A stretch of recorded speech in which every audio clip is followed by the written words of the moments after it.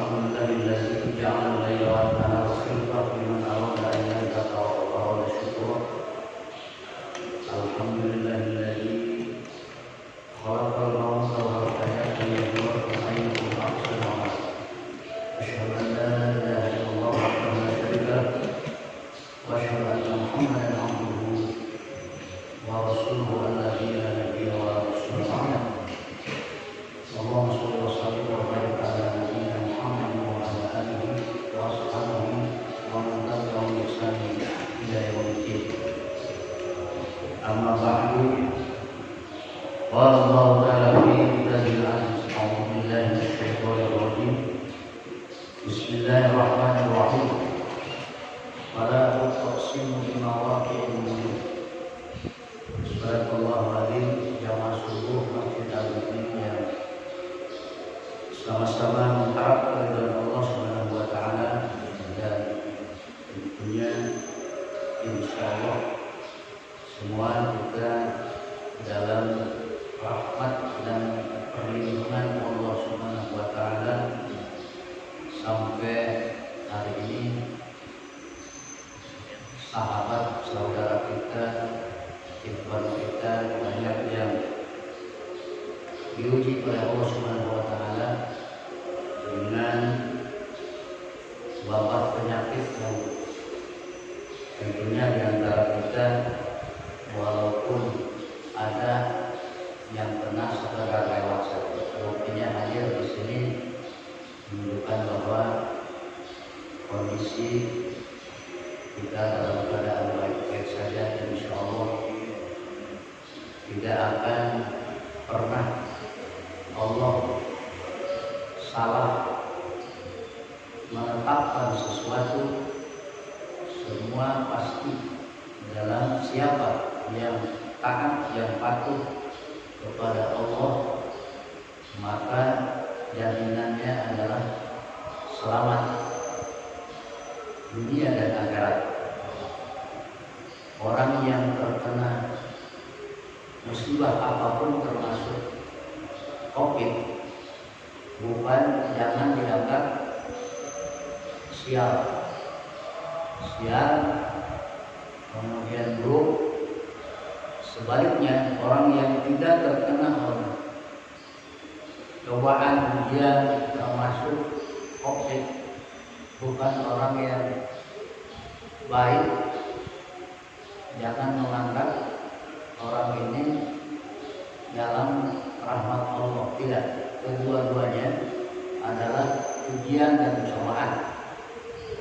Sebab ada orang yang fa'amal insan kita mabtalahu rabbuhu fa'akramahu wa na'amahu fa yaqulu rabbi akraman.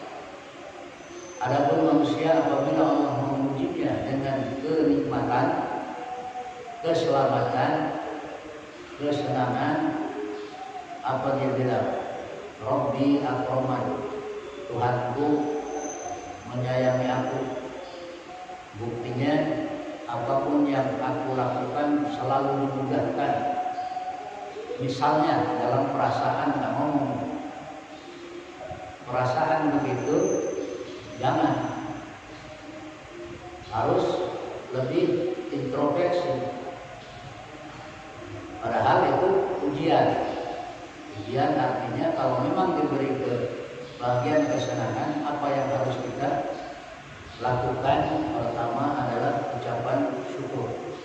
Alhamdulillah, ingat kepada Allah, dan tentu saja keberhasilan itu harus direalisasikan dalam kehidupan nyata.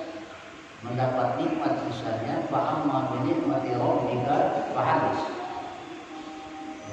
Hendaklah apabila Allah menganugerahkan nikmat fahadis, maka ceritakan. Dalam arti bukan ngomong doang, malah menjadi sesuatu yang akhirnya cemburuan sosial misalnya. Tentu saja di sini maknanya luas. Bisa jadi fahadis itu adalah berbagi. Wa ma idza mabtalahu faqadara 'alaihi rizqahu fa yaqulu rabbi akraman. Rabbi ahada. Adapun manusia, ada yang apabila Allah mengujinya dengan kesusahan, kesulitan, cobaan, ujian yang tidak mengenakan, apa dia bilang? Tuhan lagi membenci saya. Buktinya begini begitu, ternyata susah terus. Apa yang saya lakukan mentok terus dan lain sebagainya. Tidak boleh. Tidak boleh ada perasaan seperti itu, apalagi sampai ucapan-ucapan terlontar, ya. Buruk sangka terhadap Allah, praduga jelek terhadap Allah, jangan sampai ada di dalam hati seorang mukmin. Jamaah sekalian saya muliakan. Nah, kita lanjutkan, ya, masih beberapa ayat di surah Waqiah menjelaskan tentang ayat ini. Allah bersumpah dengan tempat beredarnya bintang-bintang. Di dalam Al-Quran Allah banyak bersumpah dengan makhluknya, baik itu mengenai masa wal asri misalnya, itu huruf yang ada di depan itu namanya waw qasam. Waw qasam artinya huruf yang memberi arti sumpah. Sumpah di dalam Al-Quran atau dalam bahasa Arab itu tiga: huruf waw, huruf ba, dan huruf ta. Ketiga-tiganya sama artinya. Wallahi, billahi, tallahi. Itu maknanya demi Allah. Tapi banyak dalam Al-Quran Allah menggunakan waw. Wal fajr, demi waktu fajar. Kemudian wasyamsi wa duhaha yang dibaca imam tadi pada rakaat kedua. Allah bersumpah dengan matahari dan cahayanya di pagi hari. Banyak sekali. Wal laili idza saja wad duha. Semua itu Allah bersumpah dengan makhluknya. Setiap yang disumpahi pasti dia membawa dampak positif dan begitu banyak guna dan manfaatnya apabila manusia mau merenung, mengkaji, ya, meneliti kenapa Allah bersumpah dengan onta misalnya. Disebutkan onta itu, ternyata onta itu binatang yang punya kelebihan dibanding binatang lain. Contohnya dia bisa membawa beban, ya, berat di punggungnya. Ini adalah kendaraan orang-orang Arab dulu. Sekarang kendaraannya udah Pajero semua, udah Alphard, nggak lagi pakai onta. Makanya kenapa para kafilah dulu mereka bisa berjalan dalam cara tempuh yang jauh dengan membawa beban yang berat, dan kondisi terik matahari dikenal suhunya di Arab itu sangat panas. Bahkan banyak kafilah itu tidak berjalan di siang hari, tetapi mereka cari tempat berteduh. Nanti setelah matahari condong baru dia melanjutkan perjalanannya. Onta punya keistimewaan, kalau mau berangkat harus dikasih minum yang banyak. Bisa 1 drum habis tuh kalau dia minum. Apalagi onta sakit. Kalau onta sakit itu nggak pernah berhenti minumnya. Sampai ada cerita kalau dibiarkan itu kekenyangan sampai meredah. Dia tidak sadar. Jangan sekalian saya muliakan. Nah, orang Arab dulu nggak perlu bawa persediaan air dalam tempat, tapi cukup ontanya dikasih minum yang banyak. Bagaimana kalau perlu air di perjalanan cukup ontanya diberhentikan, kemudian diambil dari perut onta itu. Ada caranya, dirocok-rocok mulutnya dan diminumkan. Ontanya air ditampung di ember, diminum dulu. Kalau orang Arab, Arab dulu, makanya Arab dulu itu bawa onta. Sekarang sudah lebih dari aqua, jam-jam malah ya.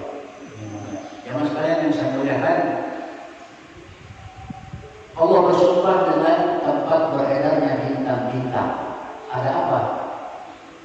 Wa innahu laqasamun law ta'lamun 'alim. Tentu saja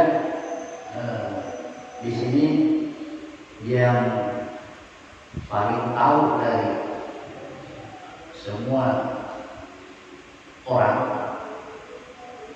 para astronot yang mereka telah melakukan perjalanan ke angkasa luar, melanglang buana, itu ternyata di dalam Al-Quran diperintahkan oleh Allah. Di dalam surat Ar-Rahman misalnya Allah, ya masyarul jinni wal insi, wahai golongan jin dan manusia, ini istata'tum an tanfudhu min aqtaris samawati wal ardh. Jika kamu bisa terbang ke luar angkasa, pergi ke sana. Kalau bisa kamu ke luar angkasa, maka tembuslah. Bangkudu, la tanfuduna illa bisultan. Kamu tidak akan bisa menembus angkasa luar kecuali dengan sultan. Apa itu sultan? Sultan ditafsirkan dengan hikmah, ilmu pengetahuan dan teknologi. Dengan ilmu pengetahuan dan teknologi, maka sesuatu yang dulu orang tak berpikiran sekarang jadi kenyataan. Orang dulu kan bicaranya nanti sambal itu bisa kuat sampai sebulan. Gak percaya, mana ada sambal kuat sampai sebulan. Sehari saja udah basi, sehari 2 hari saja sudah tidak bisa dikonsumsi. Coba pergi ke Alfa, ke Indomaret cari sambal itu. Coba lihat expirednya, masih lama. Itu bukti. Jadi dengan kemajuan ilmu pengetahuan dan teknologi yang hari ini, tidak heran kita berhadapan sekarang sama kalau mau bicara dengan saudara kita, teman kita di Amerika, seolah-olah berhadapan saja. Dulu cuma suara aja, sekarang ada gambarnya, pakai video call. Berapa kecanggihan teknologi hari ini sehingga harusnya manusia itu bertambah yakin dengan kuasa Allah Subhanahu wa Ta'ala. Kalau manusianya bisa menciptakan sesuatu yang luar biasa, maka lebih hebat lagi yang menciptakan otak manusia, yaitu Allah Subhanahu wa Ta'ala. Kita lanjut. Wala semu mawaqi nujum wa innahu laqasamun law ta'lamun 'alim. Dan sesungguhnya ini benar-benar menjadi sumpah yang besar, kata Allah, menjadi sumpah yang besar terhadap apa jika kamu mengetahui. Dan sesungguhnya ini merupakan sumpah yang besar jika kamu mengetahui. Keterbatasan manusia dalam hal ilmu pengetahuan pun, subhanallah, dibandingkan dengan ilmu Allah, dengan kecanggihan ilmu pengetahuan hari ini sebagai anugerah dari Allah Subhanahu wa Ta'ala, bukan kemudian manusia yang sombong tadi, ini karena kepintaranku, karena kehebatanku, yaitu pengakuan tidak bertuhan. Ilmu yang diberikan kepada manusia, apapun itu, ini ada pakarnya, profesor, pakar, spesialis, luar biasa ilmunya. Ada juga yang menguasai berbagai disiplin ilmu, itu tidak lebih dari setetes air di lautan. Kalau kita celupkan menjadi angka, ada enggak tuh? Itu satu gambaran ilmu yang diberikan kepada manusia. Lautan luas terbentang, itulah ilmu Allah Subhanahu wa Ta'ala. Wa ma utitu minal ilmi illa qalila. Kemudian di dalam surat Al-Kahfi ayat terakhir, andaikan ilmu Allah ini ditulis semua batang pohon ranting dijadikan dalam pena, lautan dijadikan tinta untuk menulis kalimat-kalimat Allah, lautnya kering, rantingnya, penanya kering, ilmu Allah belum habis. Bahkan di ayat lain, sab'atu abhurin mana tidak, 7 lautan untuk dijadikan tinta untuk menulis kalimat-kalimat Allah atau ilmu Allah, maka 7 lautan itu kering, ilmu Allah belum habis. Kemajuan teknologi hari ini, manusia bisa menghitung dengan cepat, menggunakan teknologi yang canggih. Walaupun para pakar IT itu mereka bagaimana, tentu mereka tahu caranya dan kelemahannya, ya, untuk bagaimana kebenaran dan memanipulasi angka. Kalau yang penemunya itu tahu pasti itu, ya, bagaimana dia bisa menciptakan sesuatu produk yang tidak tahu luar dalamnya. Tentu timbul tanda tanya. Baik, kita lanjutkan. Allah Subhanahu wa Ta'ala menjelaskan lagi tentang Al-Quran. Innahu Al-Quran Karim, sesungguhnya Al-Quran yang mulia ini di kitab maknun, ada di tempat yang tersimpan rapi. Di mana itu? Di Lauhul Mahfuz. Al-Quran yang ada di hadapan kita ini adalah Al-Quran sama dengan yang aslinya, semacam kopiannya. Satu huruf pun tidak ada yang beda ini asli sama tidak. Al-Quran tidak ada penambahan dan pengurangan. Yang aslinya di Lauhul Mahfuz yang diturunkan kepada Nabi kita Muhammad SAW melalui malaikat Jibril. Malaikat Jibril pun tidak berani memanipulasi, mengurangi, menambahi, apalagi Nabi Muhammad SAW. Dan sampai hari ini, sampai hari kiamat, hanya Al-Quranlah kitab yang dijaga, dipelihara oleh Allah keasliannya. A'udzubillahi minasyaitonir rajim. Inna nahnu nazzalna dzikra wa inna lahu lahafidun. Membaca Al-Quran satu huruf pahalanya 10. Kata Nabi, Alif Lam sudah dapat 30. Tapi kenapa kita malas? Iqra'ul Quran fa innahu ya'ti yaumil qiyamati syafi'an li ashabi. Baca Al-Quran. Nanti di akhirat dia akan datang menolong kamu, menolong siapa orang yang dekat interaksinya dengan Al-Quran. Semakin jauh dengan Quran, maka Al-Quran juga tidak mau dekat. Semakin dekat dengan Al-Quran, maka Al-Quran akan membela kita. Memang banyak amal-amal lain yang bisa menolong seseorang di akhirat, baik dengan tenaganya, pikirannya, dengan hartanya, itu semua bisa. Yang paling ringan, ya, berzikir, berdoa, baca Al-Quran. Ternyata hal-hal yang nampaknya dianggap sepele ini akan sangat menolong kita kelak di akhirat. Kata Nabi, "Iqra'ul Qur'an fa innahu ya'ti yawmal qiyamati syafi'an li ashabi." Atau ada keterangan kullu mri'in fi dhilli shadaqatihi yawmal qiyamah. Setiap orang akan ada di bawah naungan sedekahnya pada hari kiamat. Dia masih kepanasan, kenapa? Sedekahnya sedikit. Wah, ini naungannya luar biasa, ini teguh, aman, nyaman, sedekahnya banyak.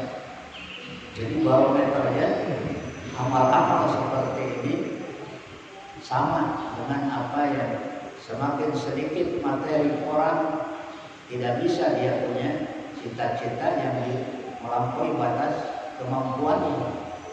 Sama kalau di akhirat itu yang menjadi barometer amal soleh, ya. Kalau di dunia tentu saja fulus. Cuma sekalian saya muliakan, Quran yang mulia ini aslinya ada ya di Lauhil Mahfuz, terjaga, terpelihara. La yamassuhu illa mutahharun. Ini yang perlu digarisbawahi, tidak ada yang menyentuhnya kecuali golongan yang disucikan. Kalau kita mutahhirin, kalau ini mutahharun. Atau kalau kita mutatahhirin, misalnya di dalam bacaan setelah wudu itu, asyhadu an la ilaha illallah wa asyhadu anna Muhammadan abduhu wa rasuluh, Allahumma ij'alni minat tawwabina wa ij'alni minal mutatahhirin. Kalau ini mutahharun itu lepas dari tidak punya hadas kecil, tidak punya hadas besar, tidak punya dosa. Nah, sekarang manusia mana ada yang lepas dari dosa? Tidak ada. Besar atau kecil pasti dia punya salah. Bahkan seringkali kita lepas dari hadas kecil, ya. Hadas besar ini bukan yang dimaksud manusia. Al-Quran itu kan ada yang masih beranggapan kalau ngambilkan Quran, oh nggak punya wudu. Emang kalau nggak punya wudu kenapa? Ini berdasarkan ayat ini. Dia salah tafsir, salah pengertian. Yang dimaksud Al-Quran yang mulia tidak ada yang menyentuhnya kecuali mereka para malaikat yang ditugaskan Allah di Lauhil Mahfuz untuk menjaga Al-Quranul Karim yang mulia. Tidak ditunjukkan kepada kita. Kata Nabi, amaroni bil wudu'i as-salat. Aku diperintahkan Allah berwudu hanya untuk sholat. Jadi fungsi wudu itu hanya untuk sholat. Bagaimana kalau orang baca Quran punya wudu? Tentu ada nilai tambah. Kalau misalnya tidak punya wudu pahalanya 10, punya wudu tentu lebih pahalanya dari 10. Kita baca sholat, membaca Al-Quran di dalam sholat, itu satu huruf bisa 50 di dalam sholat. Di luar sholat seperti tadi, ada yang punya wudu, ada yang tidak. Membaca Al-Quran, megang Al-Quran tidak punya wudu, tidak ada masalah. Tapi kalau punya wudu, istimewa. Ada nilai tambah. Karena Nabi mengatakan, aku diperintah Allah berwudu hanya untuk sholat. Dan di dalam Al-Quran, idza qumtum ilas sholat. Apabila kamu hendak mendirikan sholat, faghsilu wujuhakum, basuh mukamu.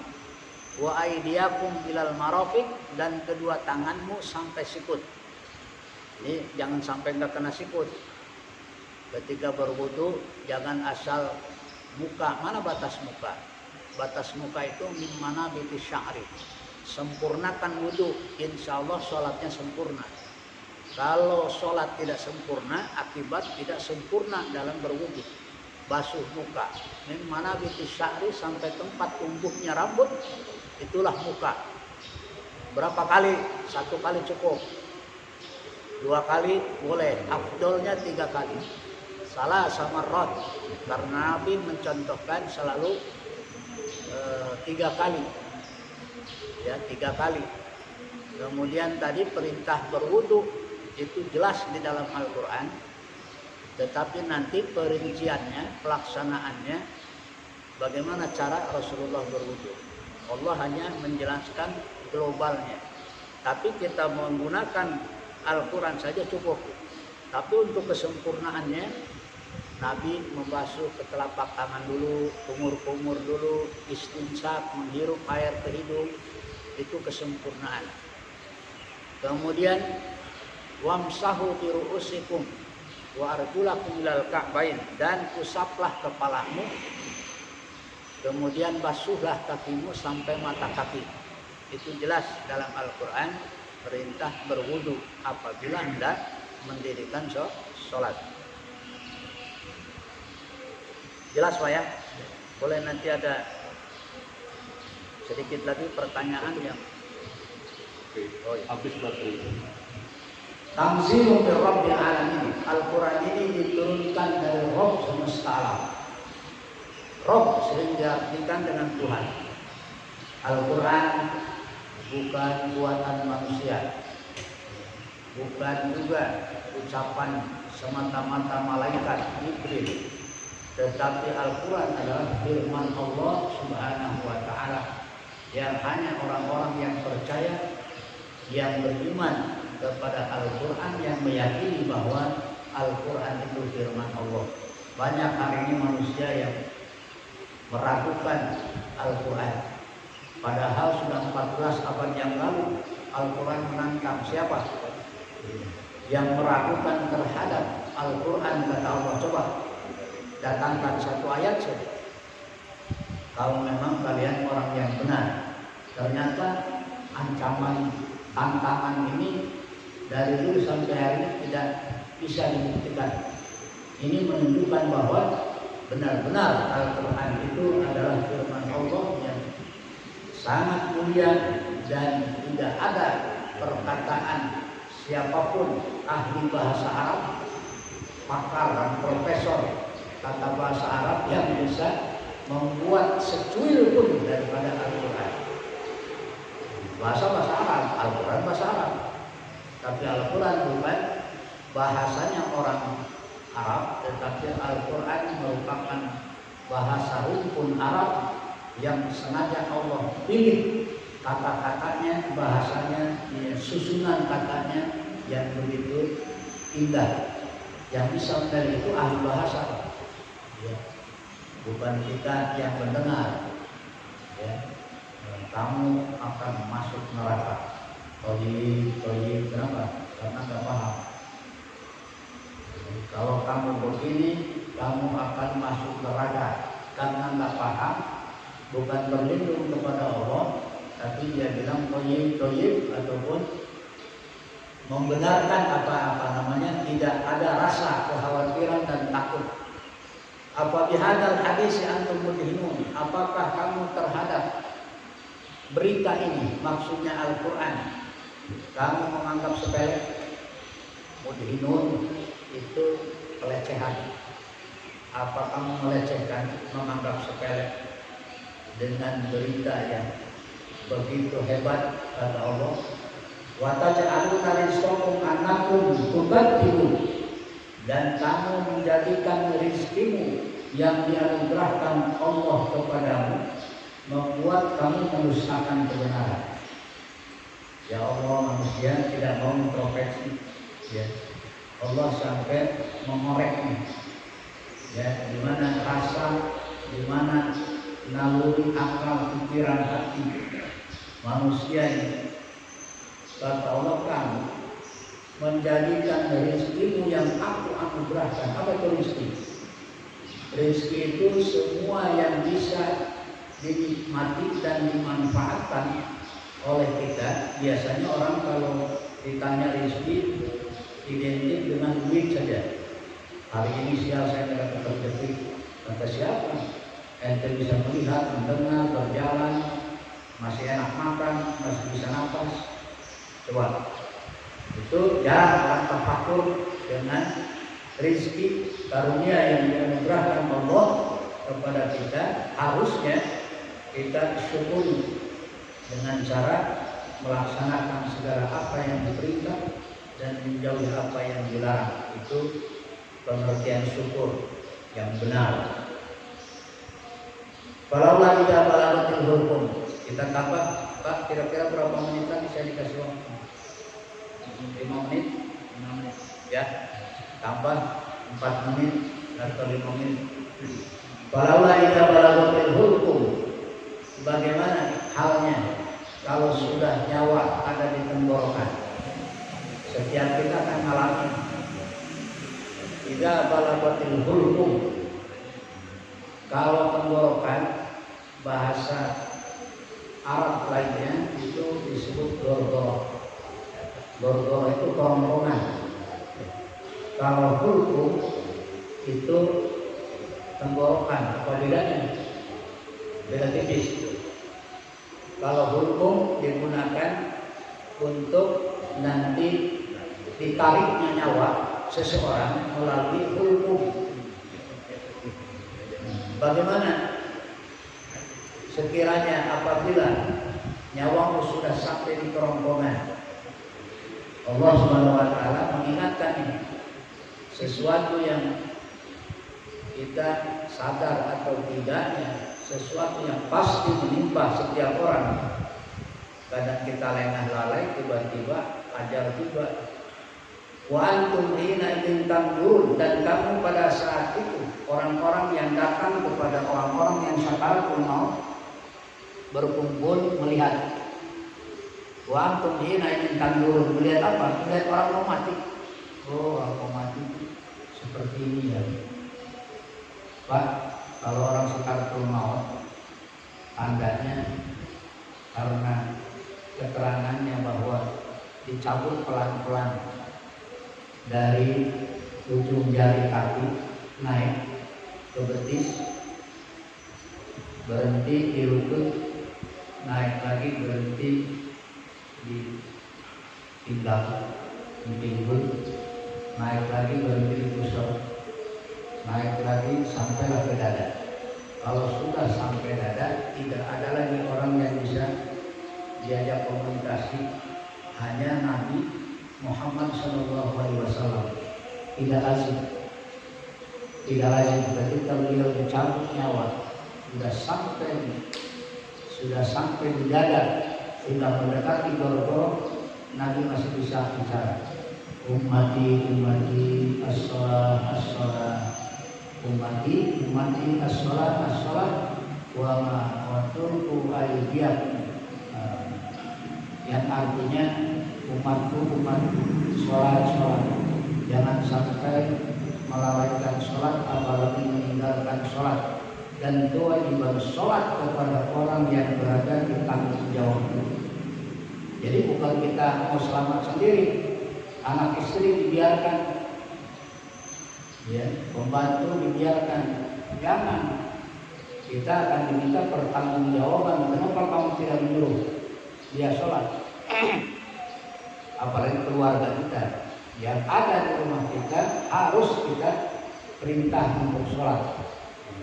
Jangan kita rajin ke masjid, keluarga membiarkan tidak sholat, tidak menyuruh, tidak disuruh sholat. Ini bahaya. Hanya Nabi Muhammad SAW yang tidak lazim, beliau masih bisa mengucapkan sesuatu yang dalam pesan-pesan terakhir beliau menjelang wafatnya. Wa nahnu aqrabu ilaihi minkum walakin la tubsirun, dan kami di sini Allah menyebutkan kami, dan kami lebih dekat kepadanya daripada kamu, tetapi kamu sekalian tidak melihatnya. Ada tafsir sebagian menjelaskan yang dimaksud para malaikat. Jadi malaikat maut itu rombongan, bukan sendiri. Malaikat maut memang dia sebagai panglimanya, punya anak buah 70.000. Setiap satu dari 70.000 punya anak buah 70.000 lagi. Berapa tuh? Jadi kalau kejadian tsunami di Aceh kemarin, jumlahnya puluhan ribu, masih banyak yang nganggur, anak buah malaikat maut. Nah terus nanti kalau mati kiamat total baru sibuk sekali malaikat. Dan itu logika kita untuk mewafatkan seluruh makhluk nanti terjadinya hari kiamat bagi Allah dan Tuhan. Kita main logika aja. Kalau mau mematikan listrik DKI, datangi rumah satu-satu, lama kan? Mana yang komplek Kelapa Gading? Ya, Kelapa Gading ada Kelapa Gading Timur, Kelapa Gading Barat, ada Kelapa Gading Permai, mana dulu satu-satu lama. Makan waktu berapa lama ini? Tapi cukup pergi ke Gambir. Pergi ke Gambir, tekan satu tombol, mati seluruh DKI. Gampang. Jadi memang kita harus membuat tafsir supaya logis bagaimana kuasa Allah. Allah lebih dari maha kuasa atas segala sesuatu, itu maknanya mencakup seluruh.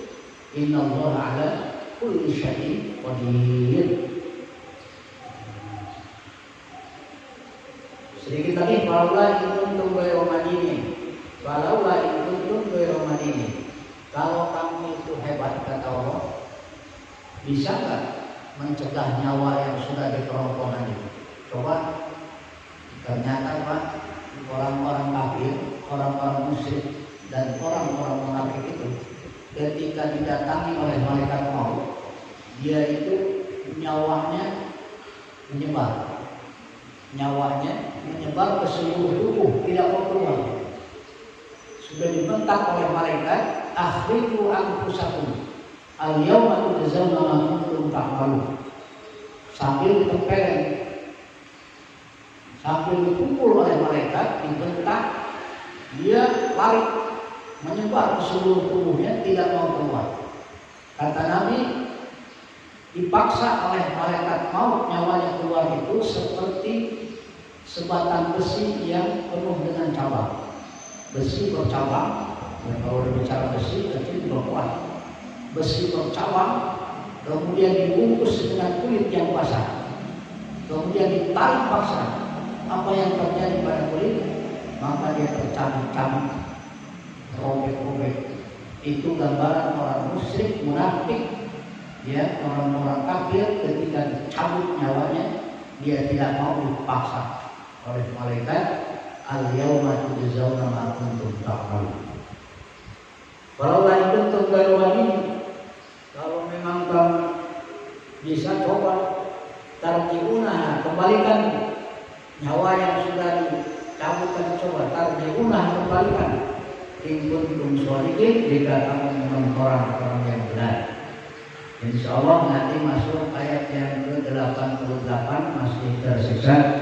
Dan jumlah surat Al-Waqiah ini ada 96.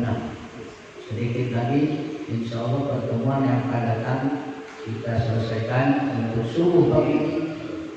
Ya, kita cukupkan sampai di sini. Mudah-mudahan Allah Subhanahu Wa Taala dan ini atau amal soleh yang nanti akan menjadi bekal kita di akhirat. Saham kita bukan hanya kita ingin kumpul di Masjid Al-Mu'min, ya, di dunia, tapi juga kita sama-sama masuk surga, bertemu di surga ya Allah Subhanahu Wa Taala. Amin ya rabbal alamin. Subhanallahumma wa bihamdika asyhadu an la ilaha illa anta astaghfiruka wa atubu ilaik. Assalamualaikum warahmatullahi wabarakatuh.